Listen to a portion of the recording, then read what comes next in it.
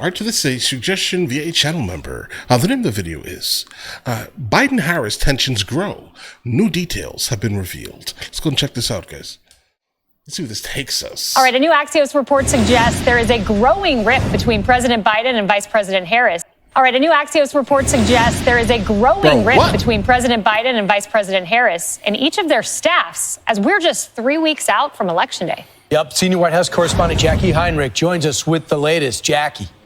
Good morning, guys. Axios reports things are frosty between the VP's campaign team and the White House just before the run-up to the election. And, quote, some on the Harris team say that top White House aides aren't sufficiently coordinating Biden's messaging and his schedule to campaign with what's best for the vice president's campaign.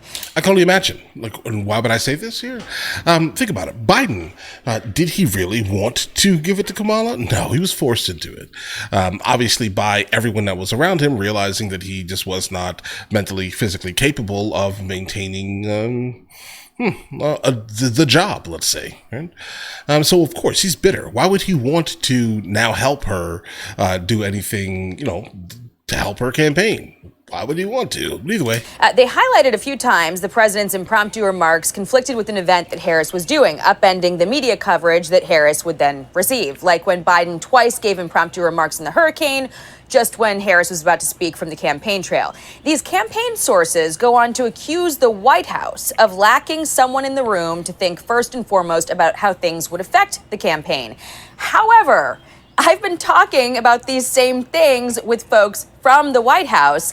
They've been increasingly frustrated that Harris's campaign keeps putting the president in a tough spot, like when she publicly picked a fight with Florida Governor Ron DeSantis over not taking her calls. I spoke with 3 sources in the president's orbit about all that. They agreed it was a dumb thing for Harris to do, and that DeSantis and Biden had been coordinating on the response. Biden was not going to dump on the Florida governor, whose state was about to be pummeled by a storm. Yeah, they were actually extremely cordial, okay? They were trying to get things done. Absolutely. Kamala, just wanted to put her name into the mixture here, right? This was, not the time or the place Kamala Harris. Okay. It wasn't. There were things about to happen that were going to basically change Florida's landscape. Okay. So let them handle it. And that's it. So when reporters asked whether DeSantis should be taking her calls, of course the president was going to deflect. And then the media sounded off about how he sided with DeSantis over his vice president. But this, in their view, was a situation of her making. These sources felt that the decisions that the Harris campaign was making showed their relative inexperience and novice. And while he's been bending over backwards to give her opportunities to demonstrate her leadership, she's fumbled it a couple of times, guys. And you want her to run the country. Okay. Jackie, according to the Axios article, and they talked to 10 people, which is a lot of people. It's not just 1 or 2.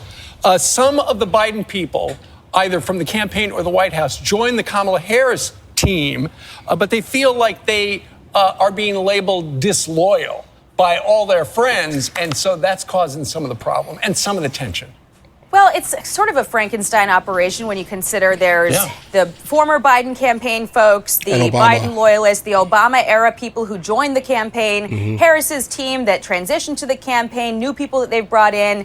They sort of threw this together because there's such a tight run up to the election, but there are competing factions. It affects us when we're trying to get a statement because you've got to get sign off from so many different people, whereas it used to be pretty streamlined when it was under Joe Biden. So, Jackie, thank you. Thanks. This is my favorite story of the day for many reasons. Look, it's normal for the vice president's office to kind of be siloed from the president. That was the case with Pence. Yes, you work as a team, but they have their own agenda. They have things they're working on. You're in a different building. Well, same building, the vice president's office. But yes, some of his team is across the street in the old executive office building.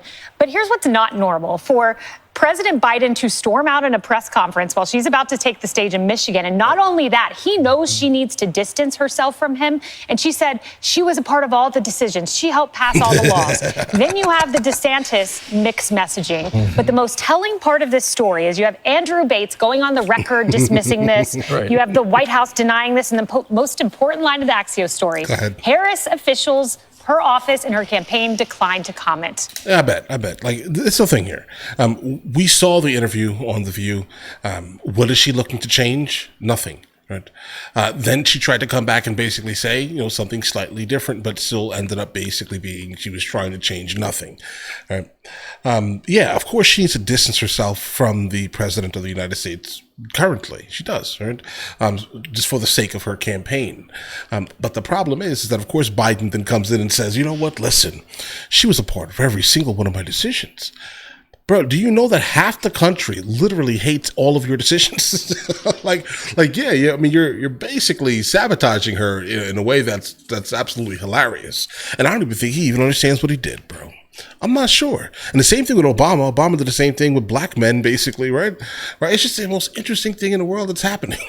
Everyone is sabotaging her. Right. If I would have been asked about this with Pence, I would have said, this isn't true. No, there's nothing to this. They stayed silent. Well, also, I would add this. It's going to get worse. Of course it is. This is the week that she realized the biggest mistake she made last week, she had a terrible week last week, was there's nothing between us. And then when she was asked to fix it on a commercial break, she came back and says, yeah, I know one thing we do different. I'd put a Republican on my staff. Not good enough. See? Nope. You see what I'm saying? It still meant basically nothing. It meant nothing. But, Because most people want change. She was grading higher than Trump on someone to bring change. That number is shrinking because she's saying, nothing's going to be a change. change by her answer because she doesn't pre-think anything. Well, Brian, or no one briefs her and she can't retain it. There's a double whammy because there's two questions that she's been asked consistently that she has no answer really to, or the answer is the non-answer. They've asked her, why haven't you done it now? Right? And she's under the impression that things are going well right now. And then the second question is there anything that you disagree with Joe Biden? Maybe they may feel like Oh, that was a layup, and she definitely missed that layup. She did. You should have said a couple of things, at least. Make them up. Who cares now, right? Election season's here. Who cares? Just make it up for the sake of the people that are blindly going to follow you anyway, right? Make it up. But she didn't do that. She didn't catch the alley-oop, guys. She missed it.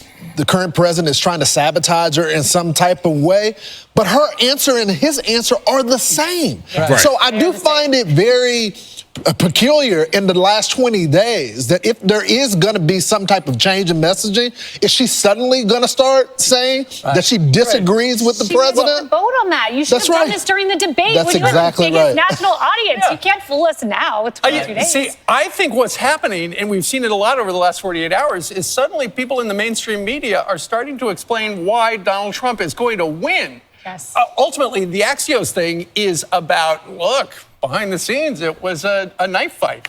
You know, his team, her team, and then you look at the front page of the New York Times yesterday.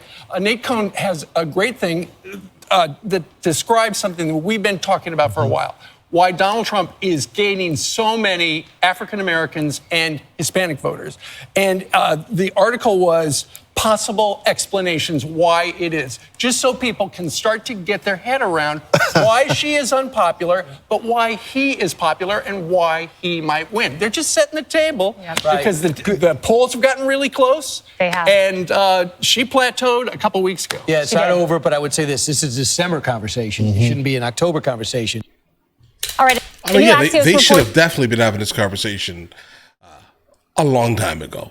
Right? Like immediately after she was basically given the nomination, she should have distanced herself immediately, if it mattered in that, by any means, right? But she didn't. She thinks that the country is completely fine because of her net worth, basically. Like based off of her net worth, she's like, yeah, everything is fine, nothing's wrong. Right? How can there be anything wrong with the United States of America currently? Right? The economy is amazing. The border, what's that? Never seen it. Even though I'm the border czar. No. I don't care about the border. The border is not important right now. Right? That's basically, it feels like that's all she is and has said. But guys, let me know in the comments what you guys think.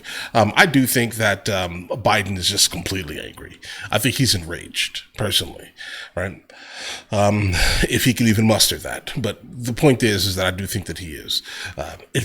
It kind of looked like a coup coming from the inside. They have been telling us forever that there was nothing wrong, until they had to basically admit it, you know. And of course, he's not the happiest person in the world about this. No. So what is he going to do? Sabotage. But all right. Listen, you guys all have an absolutely amazing day. Enjoy your day thoroughly. Guys, before we go, are you guys subscribed to the other channels? Logical Movie Reviews with Mr. L. Boyd along with Mr. L. Boyd Music. Both are found in the description. Check it out.